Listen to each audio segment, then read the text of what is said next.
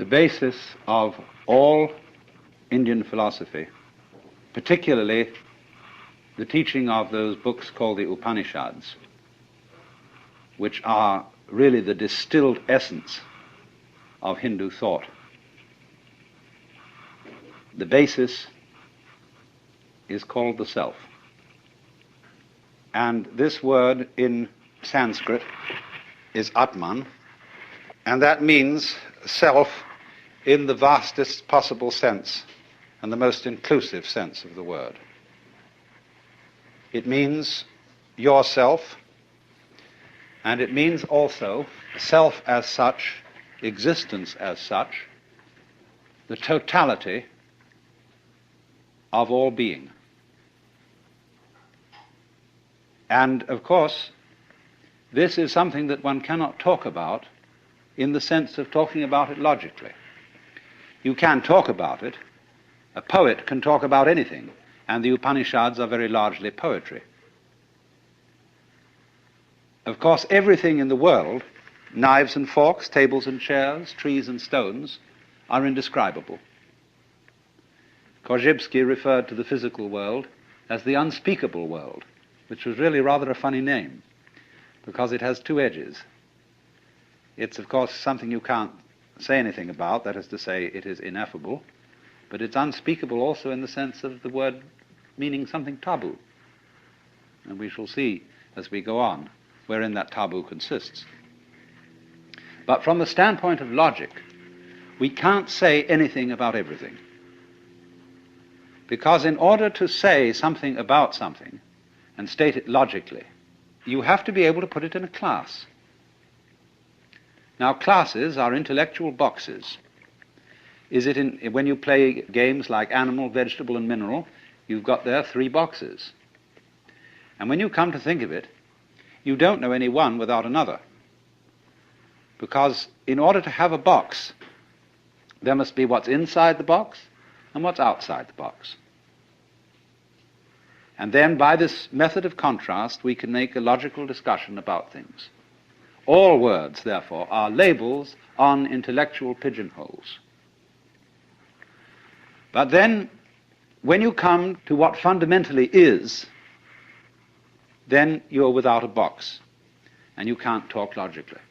Of course, you can distinguish is from is not, but only in a very limited way, as I can say, I have a pen in my left hand, I do not have a pen in my right hand. And from this we abstract the idea of to be and not to be, is and isn't. But when we consider being with a capital B, this includes not only such ises as celestial bodies, but also such isn'ts as the space that encompasses them. And these two go together, as we shall see in more detail as the time goes on. But now a perfectly logical person would therefore say that the notion of the self, the Atman, as the fundamental reality in which everything else exists, is meaningless. And of course, from a logical point of view, it is. But at the same time, just because something cannot be put into a logical category does not indicate that it isn't real. The self, you see, bears somewhat the same relationship to the world as the diaphragm of the speaker in this radio at root 1. Just in the same way that you have all over your body millions of nerve ends, each one of those nerve ends is, as it were, a little eye, because all the senses are fundamentally one sense. There are various forms of touch. And the most delicate of the forms of touch is, of course, the human eye. Then the ear, and so on down the list of the senses. Now imagine then every little nerve end is a little eye. And it gets its impression of the world, but it sends it all back into the central brain. Well, in a somewhat similar way, every person, every animal, every what the Hindus call sentient being, and even rocks are regarded as sentient beings in a very, very primitive form, right down to the lowest. So all those forms that we see may be looked upon as the eyes that look out of one central self. Only, of course, in the body, in the human body, we can see the connections between the nerve ends and the brain. It's much more difficult to see the connection between one individual and another. If they're married, that's a little bit closer. But just all us human beings rattling around, we're not even rooted to the ground like trees. And therefore it's very easy for us to form the impression that I am only what is inside my bag of skin. And that myself is a different self from yourself. And we're all, therefore, fundamentally disconnected. And so your apparent disconnection, the fact that you are not tied to other people with umbilical cords or some kind of wiring that gives you one mind, nevertheless, we do have one mind, in the sense that, for example, all of us turn out to be approximately the same shape. 2 eyes, 2 nostrils, a mouth, 2 hands, 2 legs, and so on. A haiku poem, Japanese haiku, says 100 gourds from the mind of one vine. And so it is with people. And so it is with everything in the world. That's just from a purely physical point of view. But going yet deeper, we find that it's somehow a necessity of thought that there be some sort of a something which is the common ground of all these universes, all these galaxies. And that ground is the self, as Hindus understand it, the Atman. Now that's quite a startling point of view, because what it's saying is, you see, that you are basically the works.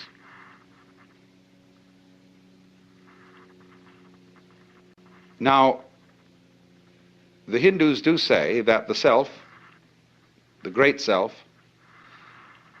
is consciousness. But of course that does not mean consciousness in the sense of our ordinary everyday consciousness. Ordinary everyday consciousness is indeed a form of this kind of consciousness, shall we say a manifestation of it. But then there's also consciousness which doesn't notice, but nevertheless is highly responsive. The way your heart beats, the way you breathe, the way you grow your hair, you're doing it, but you don't know how it's done.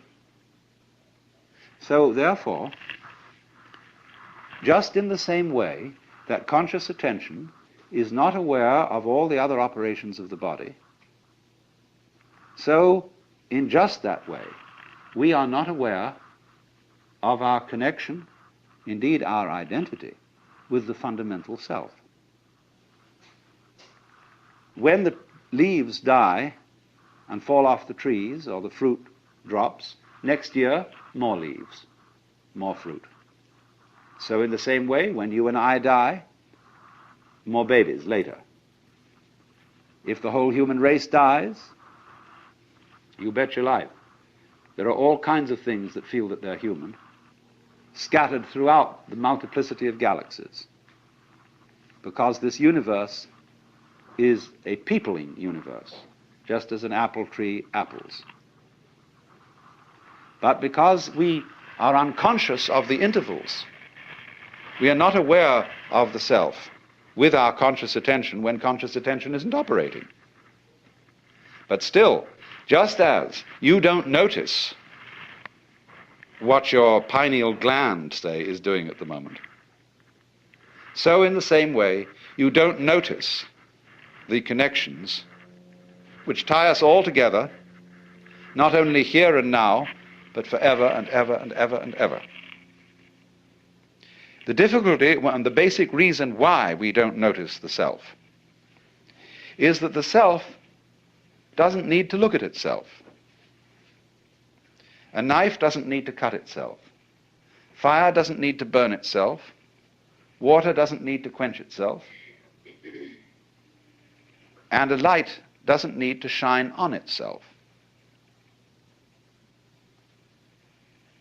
So this is the fundamental problem of having some sort of awareness of the self. Nevertheless, it is the whole contention of Indian philosophy, especially what we call Vedanta, that it is possible, in a certain way, to become aware of oneself in this deepest sense, to know that you are the totality. And this experience is the real substance of Indian philosophy as a whole, both Hindu and Buddhist. It is called moksha, which roughly means liberation. Liberation from the hallucination that you are just poor little me. To wake up from that kind of hypnosis and discover that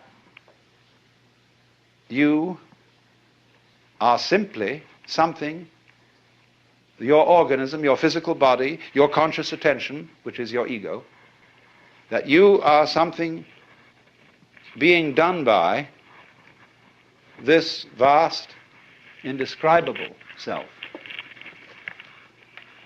which is out of time, which has no beginning, no end, it neither continues nor discontinues. It's beyond all categorization whatsoever. And so the Upanishads say, all we can say of it positively is the negative. Neti, neti, it is not this, it is not that.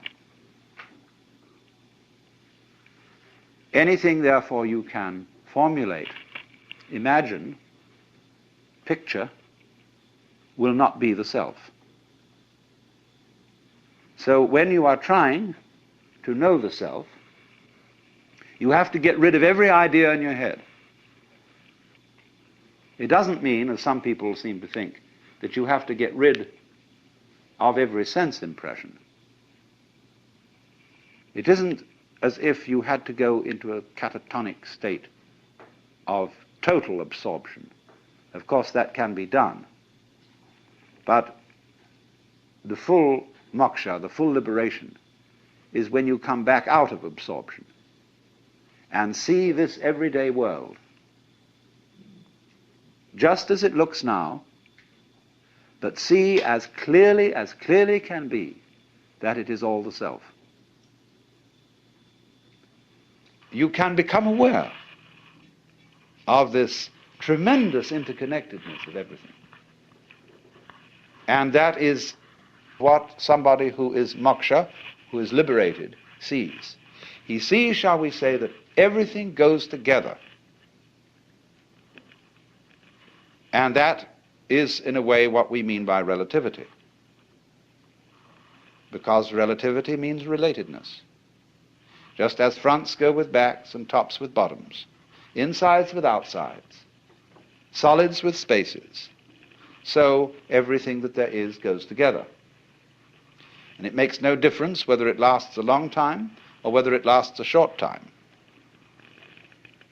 A galaxy goes together with all the universe just as much as a mosquito, which has a very short life. From the standpoint of the self, time is completely relative. You can have, if you scale it down, as much time between two of those very rapid drum beats as you can in eons and eons and eons. It's all a question of point of view, or, to use a scientific expression, level of magnification. Change your magnification and you see molecules. And we know by other methods of observation that it can get smaller and smaller and smaller, and that the spaces between these, you are that, or that thou art. That art thou. So, in this sense then, every self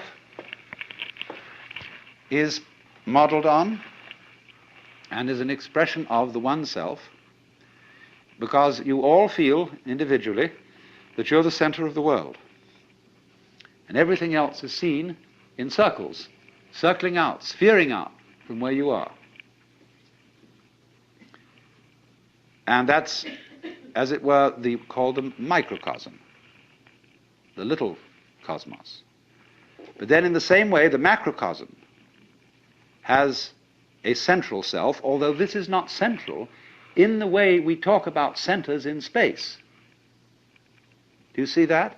The center of a circle is in the middle of the circle, and the circumference is away from it. But you could use a phrase that the Christian theologians have used of God, that circle whose center is everywhere and whose circumference is nowhere. You could speak of Brahman that way. It isn't in the middle of the universe, spatially speaking. You might ask the question, where is the universe? Ever thought of that one? Where is it? Well, you can't say where, because every where has to be in relation to something. There would have to be another universe to say where this one is. But then, since those two together would constitute the universe, we wouldn't still be able to say where it was. It isn't anywhere. And so in that sense, the center isn't anywhere in space locally. And furthermore, the kind of space we are dealing with is only one possible kind of space. It's the kind of space our physical organisms are attuned to. We are, you see, like the radio. We pick up what wavelength we're on.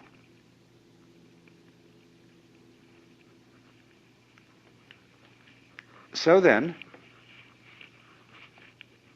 when inquirers used to come to that great modern Hindu saint, Sri Ramana Maharshi,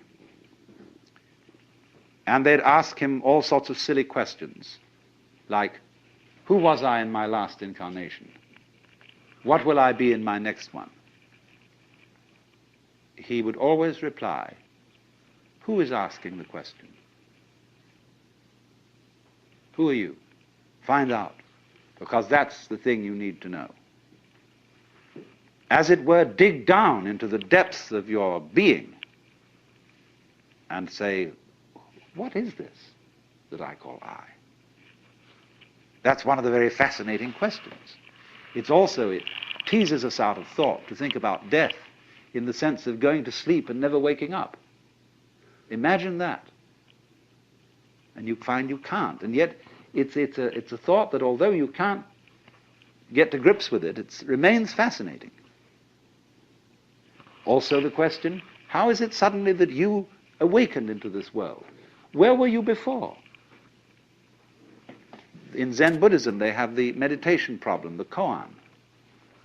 Before your father and mother conceived you, what is your original nature? And that's the same sort of weird question as what it would be like to go to sleep and never wake up. What was it like to wake up having not previously gone to sleep? It's very mysterious. But as you go on and plumb this question, you begin to develop the feeling that your existence is exceedingly odd. In many ways odd. Odd because it is here and it so easily might not have been. After all, if your father hadn't met your mother, would you be here? Now, of course, somebody would be here, because he might have met somebody else. Would that be you? Of course it would. Don't you see? You can only be you by being someone. But every someone is you. Every someone is I. That's your name, you say. It's me. I am here. And everybody feels that I in the same way. It's the same feeling, just like blue everywhere is the same color. So I-ness being, as it were, the most fundamental thing in man is also fundamental to the universe. It too is I. And our I is a special case of it, coming out from the, in quotes, central I, like so many tits from the belly of a sow, or so many spines from a sea urchin, so many legs from a spider. And that is, of course, why the images of the Hindu gods are shown with many arms or many faces, because it is saying that all arms are the arms of the divinity. All faces are its masks. So, you see, there's really nothing to worry about. Because the important you is perfectly indestructible. It's what there is. Our comings and goings, our fortunes and misfortunes are a sort of mirage. The more we know about them, the more we know about the world, the more diaphanous it seems. And therefore, everything in the world has the characteristics of smoke. You know, when you blow a cigarette or pipe or something and a cloud of smoke and you see it in the sunbeam, and it's full of whorls and designs and all kinds of marvelous things going on, and then slowly it disappears. Well, everything's just like that. Now, there are two attitudes you can take to that state of affairs. You can say, sour grapes. It's all a lousy, wretched trap. And here I am, and I'm given all these feelings of love and attachment and joy of life, and then I fall apart. My teeth drop out, my eyes become feeble, I get cancer or cirrhosis of the liver or something, and then it all falls apart, and it's too bad. Therefore, don't become attached to things. Don't enjoy life. Treat it, holding it off like that, just like a very, very firm person who's been jilted and says, never again will I get mixed up with love, because love hurts. But on the other hand, a weaving of smoke can be very beautiful, provided you don't lean on it, provided you don't try to preserve it, catch hold of it. Then you destroy it. So exactly the same way, there's nothing in the way of form that you can lean on, that you can grasp. And if you see that, then the world of form is very beautiful. If you let it go, to love people, you see, if you're husband and wife, you must let each other go. Otherwise, the marriage is either going to break up or it's going to be hell. If you love a person, you say to that person, look, I love you, whatever that may be. I've seen quite a bit of it, and I know there's lots that I haven't seen, but still it's you, and I want you to be what you want to be. And I won't be happy if I've got you in a cage. You'll be a bird without song. And they're likely to go on loving each other. But if they wrap each other up with all sorts of ties and chains and documents and things, then they are not on a very safe basis. The very firm words of those documents belie the situation, because nobody curses and swears and kisses the Bible and all sorts of things like that if he means yes. If there's some doubt that he means yes, then he's asked what they call this, rituals of cursing and swearing and signing on dotted lines and putting the seal. Something. It indicates doubt right at once. It just does a fly in the ointment from the beginning. So when the Hindu and Buddhist philosophers speak of detachment from all this apparent world of separate beings, detachment means going with this whole thing and not resisting its change. And you can afford to go with it. You can afford to get mixed up in life and to fall in love and to get involved with all sorts of things. You can afford it if you know that it's an illusion. But this is not illusion in a bad sense of the word. Here's this Hindu word, crucial. The world is called Maya. This word Maya, yes, it means illusion. It means magic. It means art. It means delineation or measurement. And so from matra we get meter. And we also get matter, material. Isn't it funny that when we say material, today we mean something very real, whereas the root of the word is illusion. So you see, I mean, measurement is kind of an illusion. You don't find inches lying around. You can't pick up an inch plays. Work is something serious, you know, that you do for a purpose because you believe that you've got to go on living. You work to survive because you think you have to survive. That was one of the things they told you as a little child. You've got to go on, man. But you don't have to. This thing doesn't have to go on. That's why it does. I know that sounds paradoxical, but there's so many things in life that are like that. If I'm trying to impress people, I usually don't. If you try too hard with anything, you usually make a mess of it. And so this basic thing then is that the self, the Brahman behind the world, is engaged in play. It is in this sense that the Hindu philosophers say Brahman does not actually become the world. The meaning of that is he's playing at being it, or it's playing at being it, as distinct from working at it. And so in certain Oriental countries, when one refers to noble people of high birth, it is often said, so Lord so-and-so has died. The Japanese would say he has played at dying. Or will he play at taking a journey to Tokyo?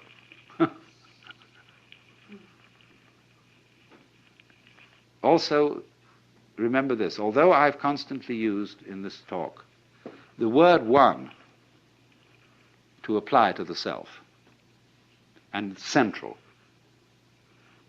the Hindus don't use this word except speaking poetically and loosely. The self is not one. The self is called non-dual. Because you see, the idea of one has an opposite. The opposite of one is many, or none. But the which than which there is no whicher has no opposite. There's nothing outside it. So you can't call it one, because one is an exclusive idea. It excludes two. So they call it, instead of one, they call it non-dual, which is Advaita. This is from the word, you see, Deva is the root meaning two. The V becomes U, so we get dual. And A is the meaning in Sanskrit often non. Non-dual, Advaita. And so it doesn't exclude anything. One is an exclusive word. Advaita is meant to be a totally inclusive kind of unity. Now, of course, this word itself, when you look at it from a logical standpoint, is a dualistic word, just like one. It's the opposite of Dvaita, Dvaita and Advaita. But the idea here in Indian philosophy is to use this word in a certain way. Now, you know that on a flat surface, you can't draw 3 dimensions. Anything you draw will be in 2 dimensions. But why do we see 3 dimensions? Because of an artistic convention called one-pointed perspective, which will give you the illusion of a 3rd dimension. Now, in other words, a 2-dimensional line is being used to imply a third dimension which can never be expressed on a flat surface. So in exactly the same way, Advaita is a word used specially to designate what lies beyond all logical categories. So you must remember, of course, that the word play and the word game have many levels of meaning. We are accustomed to use the word play in opposition to work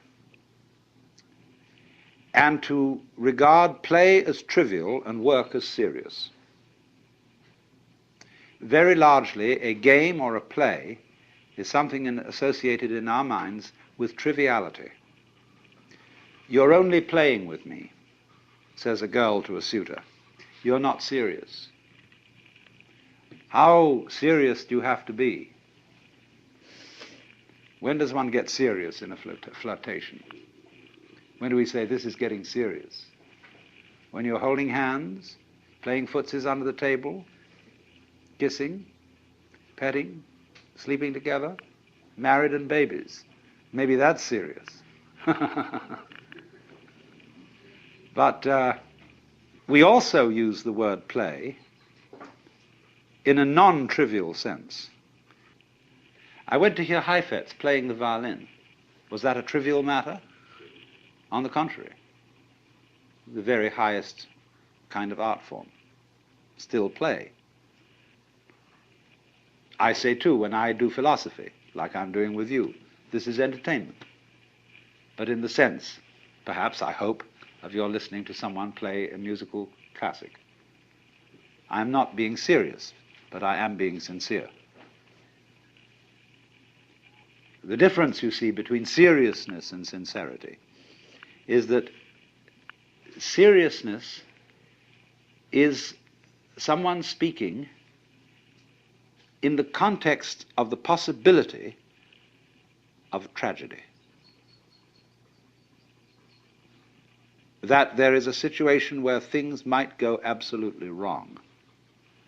And then I put on the expression which is serious.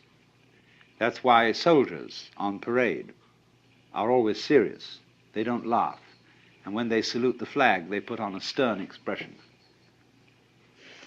That's why in courts of law and in churches, people don't normally laugh, because all that we deal with here is very important, a matter of life and death. But the fundamental question must be brought forth: is God serious? And obviously the answer is no, because there's nothing to be serious about.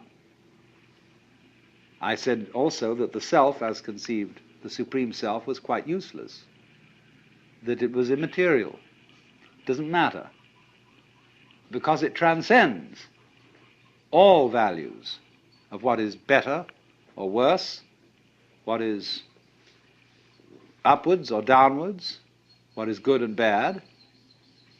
It so weaves the world that the good and the bad play together, like the black and white pieces in the game of chess.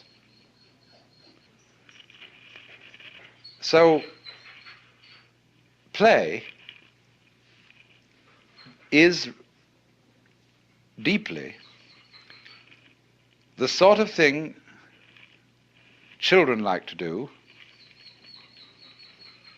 with deep absorption and fascination, to drop pebbles into the water and watch the concentric circles of waves. Or mathematicians. Mathematicians, you know, especially what we call higher mathematicians, are entirely lacking in seriousness. They couldn't give a hoot in hell as to whether what they're doing has any practical application. They are working entirely on interesting puzzles and working out what they call elegant and beautiful solutions to these puzzles. And they can go on and on like that in absorbed meditation, spend their whole lives doing it. Or consider the musician, practicing, working out interpretations. What is he doing? He's making series of interesting noises on instruments. Now, what do people like to do when they don't have to do anything? Well, as far as I can make out, as you look all over the world, they like to get together and do something rhythmic.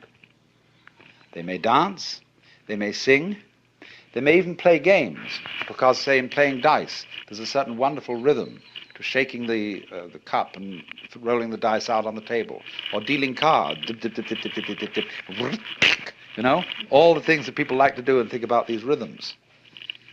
Or some people like to knit, and this is a rhythmic thing, you see. Others just like to breathe.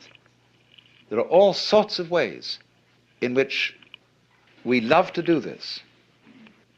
Now you see, our very existence is a rhythm of waking and sleeping, eating and moving, and that's all we're doing. And just consider what we do every day. What's it all about? Does it really mean anything? Does it go anywhere? It's just because we want to keep on doing this kind of a hoop-de-da. So you can get a certain vision of life where everything is seen to be a complex pattern of rhythm. Dances, the human dance, the flower dance, the bee dance, the giraffe dance. And these are also comparable to various games: poker, bridge, backgammon, chess, checkers, etc., or to various musical forms: sonata, fugue, partita, concerto, symphony, or whatever. And that's what this all is. It's jazz, you see, manifested. And that period is called in Sanskrit a manvantara.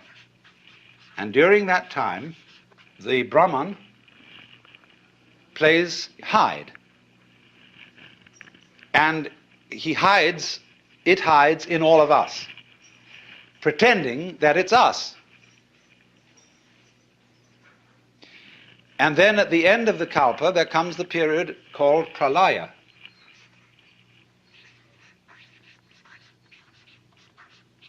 And that also is a Kalpa long. And in that period, the Brahman, as it were, comes out of the act and returns to itself in peace and bliss. This is a very logical idea. What would you do if you were God? Isn't the whole fun of things, as every child knows, to go on adventures, to make believe, to create illusions, that is to say, patterns? And so, for some ways of talking in Hindu thought, this world is the dream of the Godhead. The Godhead is, of course, represented as in a way two-faced. With one face, he dreams and is absorbed in the dream world. With the other face, he is liberated. In other words, what you have to understand correctly is that from the standpoint of the self, the supreme self, the Pralaya and the Manvantara are simultaneous. But put into mythological form, for human consumption, they are represented as being in sequence, following each other. But they really happen at the same time. So that one doesn't realize union with the self after death, later than a certain time. All references to the hereafter should correctly be understood as the herein, as a domain deeper than egocentric consciousness. That is to say, when you get down to the bottom of the egocentric consciousness, you get to its limit, which is figuratively its death. Then you go on inwards, the self deeper than the conscious attention. And in that way, you go inwards to eternity. You don't go onwards to eternity. To go onwards is to find only time and time and time and more time and more time, in which things go round and round and round forever. But to go in is to go to eternity. But in the ordinary way, when we're talking about this graphically and vividly, in imagistic terms, we can talk about the everlasting game of hide and seek, which the self plays with itself. It forgets who it is and then creeps up behind itself and says, "Boo!" And that's a great thrill. It pretends that things are getting serious, just as a great actor on the stage. Although the audience know that what they're seeing is only a play, the skill of the actor is to take the audience in and to have them all sitting in anxiety on the edges of their seats, or to be weeping or laughing, or utterly involved in what they really know is only a play. So you would imagine that if there were a very great actor with absolutely superb technique, he would take himself in.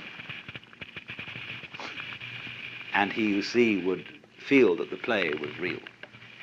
Well, that's their idea of what we're doing here and now.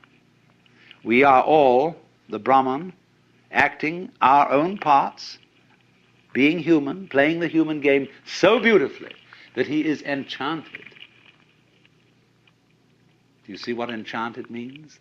Under the influence of a chant, hypnotized, spellbound, fascinated, and that fascination is Maya. Now then, this works on a little plan. Let us consider the breakdown of a single kalpa. It consists of 4 yugas. Yuga, that means an epoch. Number 1 is called Krita, or sometimes Satya. And these names are based on the Hindu game of dice. There are 4 throws in their game, and Krita means the perfect throw, the throw of 4. Number 2 is Treta, the throw of 3. Number 3 is Dvapara, the throw of 2. And number 4 is Kali, that's the worst throw, the throw of value 1. Now, you will see that these yugas divide up a period of 4,320,000 years. I never remember numbers too well.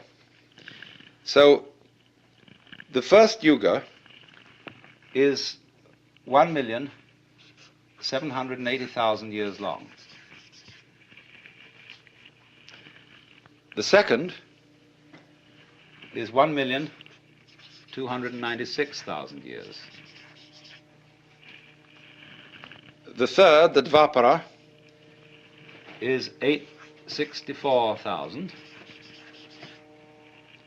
And the Kali Yuga is 432,000. Now you see what's happening here.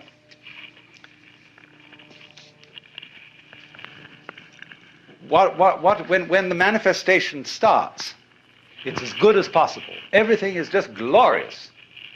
Because you know well that if you were dreaming anything you wanted to dream, you would start out by having the most luscious dreams imaginable.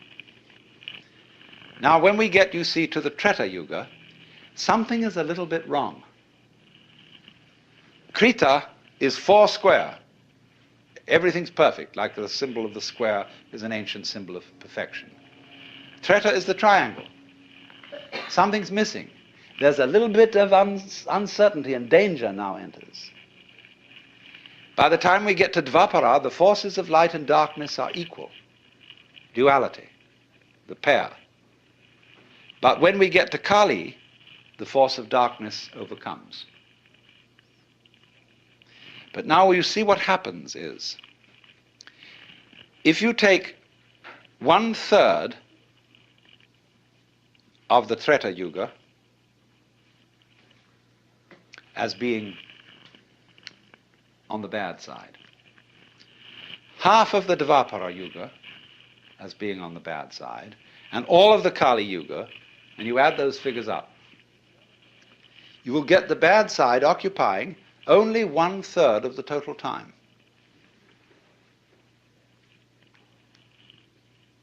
So what's going on here? It is not quite a situation, you see, it is not a view of the cosmos in which good and evil are so evenly balanced that nothing happens. Evil is just troublesome enough to give good a run for its money. It's as the game that is being played here is playing order against chaos. But you've got to have some chaos in order to play the game of order against it. But if order wins, there's no further game. If chaos wins, there's no further game. If they're equally balanced, it's a stalemate. So what happens is this: chaos is always losing, but is never defeated. It's the good loser. And that is a game that is worth the candle. Let's take playing chess. If you get an opponent who can always defeat you, you stop playing with him. If you get an opponent whom you can always defeat, you stop playing with them. But so long as there is a certain uncertainty of outcome, and you win some of the time, then it's a good game. And this is simply a number symbolism, as I said again, not to be taken literally, of the way this thing works. So the mythology says that we are now in the Kali Yuga, which started a little before 3000 BC. So we've got a long way to go to the end of it if you've got to take this literally. But of course, people have a way of always being in the Kali Yuga. We can go back to Egyptian inscriptions from 6000 BC, which saying is that the world is going hopelessly to the dogs. That's always been the complaint. But according to this mythology, there are you have to realize the Lord, the Brahman, in three aspects. One is Brahma. Just like children like to sit around and have a competition as to who can make the most hideous face. And so this gets worse and worse as the time cycle goes on, until at the end of the Kali Yuga, Shiva puts in an appearance, and he's all black and he has 10 arms, and he dances a dance called the Tandava. And in dancing the Tandava, the whole universe is destroyed in fire.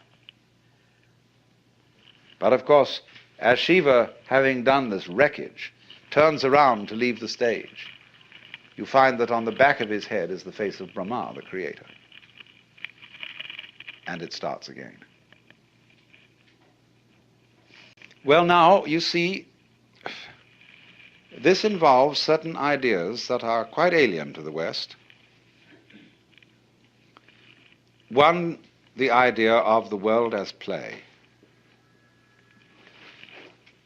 Our Lord God in the West tends to be over-serious. And no great Christian artist has ever painted a laughing Christ or a smiling Christ. Nothing that I've seen of any of the great masters. Always this figure is tragic and has that sort of look in the eye which says, one of these days you and I have got to get together for a very serious talk.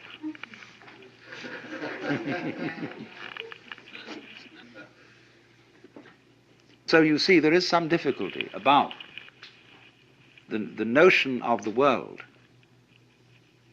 as dramatic play for us. There's another difficult notion here, and that is cyclic time. See, most of us live in linear time. This originated with St. Augustine and his interpretation of the Bible. Now, I don't know how true this really is, but it's certainly a big fashion in modern scholarship to say that it was Judaism that gave us the idea of history. Hindus have no interest in history whatsoever, or not until recent times. To the total exasperation of historians, there is no way of finding textual evidence of the age of most of the Hindu scriptures, because they aren't interested in history as such. They are only interested in human events as archetypal occurrences, as repetitions of the great mythological themes over and over again. So if in a document started out that a certain adventure happened to King so-and-so, whom everybody knew at the time, in the next generation they had changed the name of that king to the current king, because the story was typical anyway. They just wanted to say a king everybody knew. They altered things in that way, and so they know no kind of chronology. And if you ask even quite intelligent Asians about this, they have difficulty in understanding what kind of a question you're asking. What is this history thing? Whereas on the other hand, according to our scholars, the Jews were historically minded because they remembered the story of their descent from Adam and Abraham, the great event of the liberation from Egypt, and then the triumphant reign of King David, and then things go sliding downhill as other political forces become stronger and stronger. And so they get fixed on the idea that one day is going to be the day of the Lord, and the Messiah will come and put an end to history. And there will be the restoration of paradise. But this is linear. They don't think of the world having been created many, many times before and come to an end many, many times before. It's one clear ascent from start to finish, from Alpha to Omega. Well, when St. Augustine was thinking about this, he thought, if time is cyclic, Jesus would have to be crucified for the salvation of the world once in every cycle. But for some reason he had it firmly fixed into his head that there was only one historical crucifixion in time, what they call the one full, perfect, sufficient sacrifice, oblation, and satisfaction for the sins of the whole world. Once is enough. Now, of course, he got his hierarchies confused. It's true, there is one sacrifice, but that's on the plane of eternity. On the plane of time, eternal things can be repeated again and again and again. But so, as a result of that, we are handed down not a Greek, the Greeks also had cyclic time, like the Hindus, but we have been handed down linear time, and therefore we are always thinking of a progression that will take us steadily, steadily, steadily, faster and faster, to a more and more perfect world.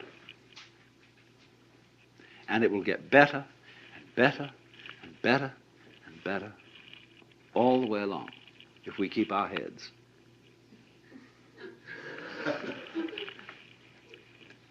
Now, this shows, I think, a rather naive view of human nature. Human beings tend to smash what they create and say, let's do it again.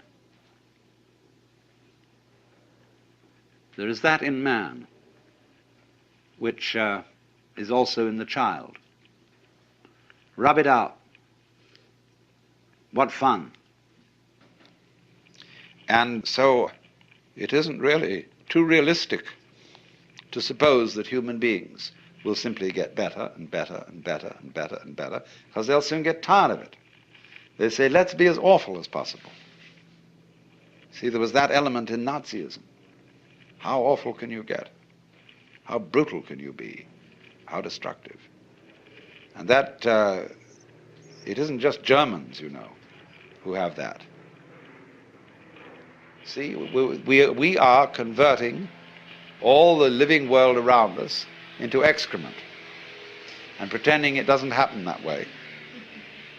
And we are the most marvelous vortices in this stream of food which whirls around as us and then disappears into excrements, which again fertilize the soil, and we keep on at it.